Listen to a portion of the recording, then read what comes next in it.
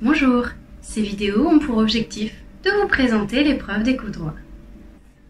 Nous allons vous apprendre à présenter 3 questions de type bac qui vous seront posées dans la partie droit. Qualifier juridiquement une situation, formuler le problème de droit, réaliser une argumentation juridique. Comme vous pouvez le voir dans les épreuves de baccalauréat des années passées, ces questions sont systématiquement posées. Il est donc très important de bien les comprendre et de les traiter de façon méthodique. Dans la vidéo précédente, nous avons vu comment qualifier juridiquement les faits. L'objectif de cette deuxième vidéo est de vous expliquer comment répondre à la deuxième question qui vous sera posée en droit, formuler le problème de droit. Comme vous allez le voir, cette question est assez simple. Elle demande assez peu de rédaction. En revanche, elle demande un peu de rigueur et beaucoup d'entraînement.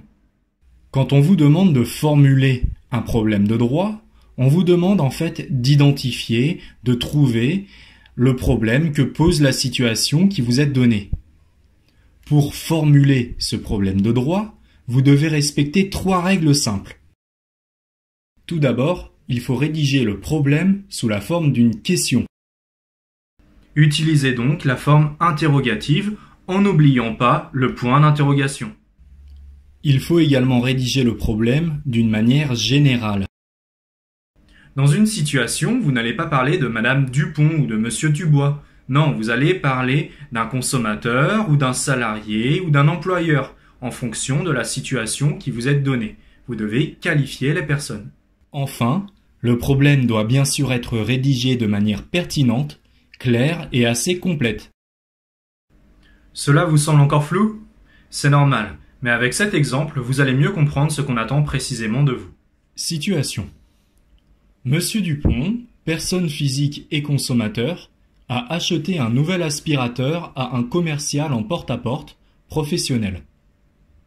Ce professionnel a insisté pendant 3 heures pour lui vendre l'aspirateur. Se sentant menacé, le consommateur a fini par signer le contrat de consommation et payer l'appareil. Il souhaite désormais annuler son achat, car il estime l'avoir réalisé sous la menace du professionnel. Tout d'abord, je vais présenter le problème sous forme interrogative. Je n'oublie pas le point d'interrogation. Je vais présenter le problème de façon générale. Je vais donc qualifier les acteurs en utilisant bien le vocabulaire juridique vu dans la vidéo précédente. Je ne vais pas parler ici de Monsieur Dupont, mais d'un consommateur. Et je ne vais pas parler d'un vendeur en porte-à-porte, mais d'un professionnel. Enfin, je vais essayer de formuler le vrai problème, la vraie question pertinente que se posera le juge, de manière claire et complète. Cela peut donner comme problème: un consommateur peut-il revenir sur un contrat de consommation conclu sous la menace du professionnel? Ou encore, un professionnel peut-il conclure un contrat de consommation en menaçant le consommateur? Et voilà, j'ai formulé mon problème de droit. Vous voyez, cette question demande un peu de réflexion, mais très peu de rédaction. On vous demande ici simplement de présenter le problème de droit, de poser la question que pourrait se poser le juge dans cette situation.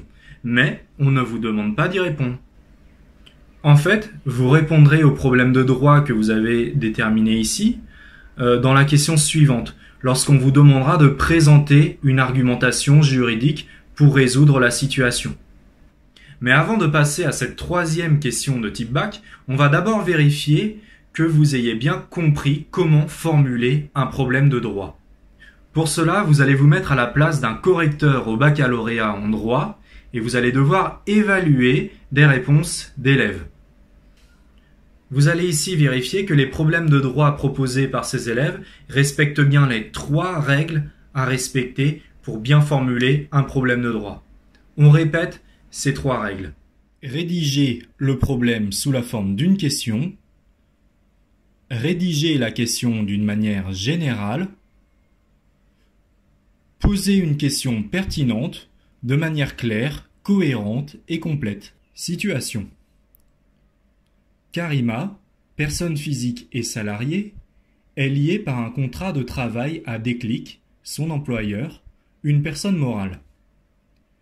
La salariée a demandé à bénéficier d'un congé sans solde, c'est-à-dire non payé, mais l'employeur a refusé de le lui accorder sous prétexte que le niveau d'activité de l'entreprise ne le permettait pas.